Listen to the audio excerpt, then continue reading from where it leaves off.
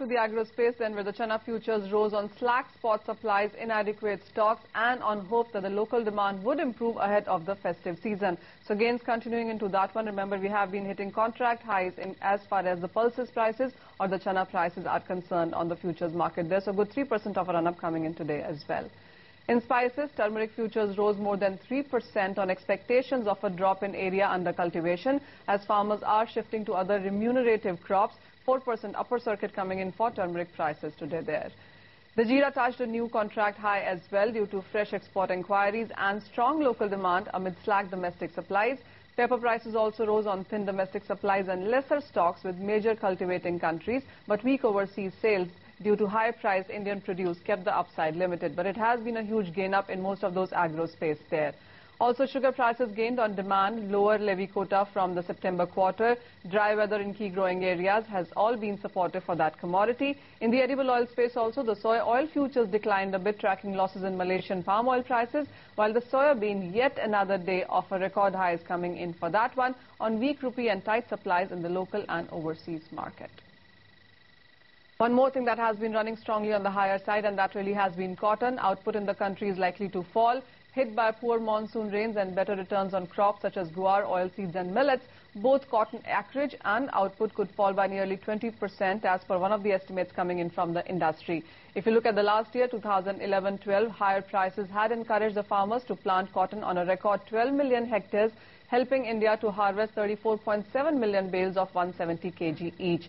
There also is no support coming in from China. They are the top buyers in the world, but they already have a huge stockpile of cotton which could damp any surge in the global prices. And China has been reported to negotiate or renegotiate prices and has defaulted on many import contracts following a sharp decline in prices in cotton in US. For the cotton prices and supply concerns, let's go and speak to Dhiren Sheth. He's President, Cotton Association of India, and he joins us on a Mumbai phone line. Mr. Sheth, hi. We have spoken many times before as well, and the cotton concerns have just about continued. How have you seen the prices? What are the latest acreage numbers that have come to you? Well, prices are moving up because of a slightly tight situation in the country. But in terms of acreage, we have last week we had almost surpassed the acreage figure that was achieved at the same time last year. Okay. And maybe that trend will continue. A little bit of light is seen in terms of the erratic rains, which is unfortunate for the nation on the whole. But for cotton being a desert crop, sometimes the crops that require a lot of moisture like groundnut, sugarcane, etc., will see acreage moving out there because of the lack of rains and moving to cotton, which, like I said before, is a desert crop. Mr. Sheth, there were further concerns about the second rains coming in. Of course, the sowing has been done, but do you think the second rains have been delayed and that could really impact the maturing or the yielding in some places? Yeah, most certainly. I mean, like I said, maybe on the acreage front it would be a bit positive, but if rains continue to be so erratic, yields will be a major cause of concern. The data from the global markets also has been on the weaker side, Mr. Sheth. Do you think that would be impacting the prices here as well? Because we haven't seen a gain up there. While the Indian markets have seen a run up, the international markets haven't. Absolutely true. Because of abundant supply available in Brazil and Australia, prices have not been moving up in the international markets. But like I said, there is a domestically tight situation, which is pushing prices upwards in India. So, Mr. Sheth, in light of all of that, what's your sense in this current quarter? Where could we see the prices moving? I think India is now importing a lot of cotton. At the same time, they are exporting to neighboring countries like Pakistan and Bangladesh. So, very typical situation being seen. Southern mills in particular are importing from West and East Africa, Australia and Brazil. But at the same time, we are exporting our cotton to Bangladesh and Pakistan. And that would make sure that the prices move in a narrow band, neither declining too much because the export window is already open, and not increasing too much because the import window is also open. All right, Mr. Sheth, we'll let you go at that. Thank you so much for joining us. So, well, the Indian producers, of course, are having a good time as far as the prices go. The monsoons have been a problem, and, of course, the acreage and the yield is another thing that they would keeping an eye on.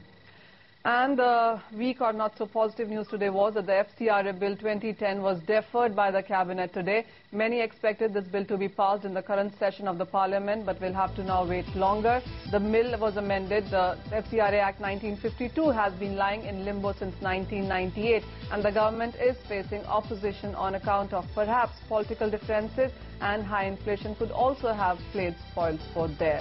Once the bill is passed, though, it will give Forward Market Commission more teeth, and institutional participation in commodity futures also would be allowed, and also the launch of options and derivatives is something that the markets are looking forward to. But today, of course, not so positive news coming in from that section. Vijay, before we talk about the agro-commodities, your reaction on the FCRA? I mean, we have been waiting forever for this bill to be passed, and today hasn't been a good day again. I'm frankly quite disappointed because I've been expecting options in the commodities markets that would basically enable traders to hedge their bets instead of taking sheer high-risk naked futures exposure in commodities. I think lack of institutional participation is also resulting in higher impact costs, more volatility and lack of depth, and therefore an inefficient price discovery mechanism.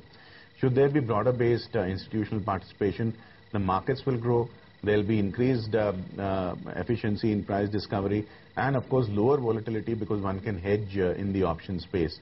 So I can only hope and pray that sense will prevail and the bill will go through sometime in the near future. Doesn't seem to be happening in monsoons, but let's hope the next parliamentary season it does go through. That would be really positive for this market. But Vijay, about the agro-commodities then, and it's record highs yet again in soybean, in turmeric, in jeera as well. The pulses prices have run up again in the markets. Most of the pepper prices, look at wheat 2.5% on the higher side. What's your sense? I mean, which one are you most bullish on, even at these high uncharted territories?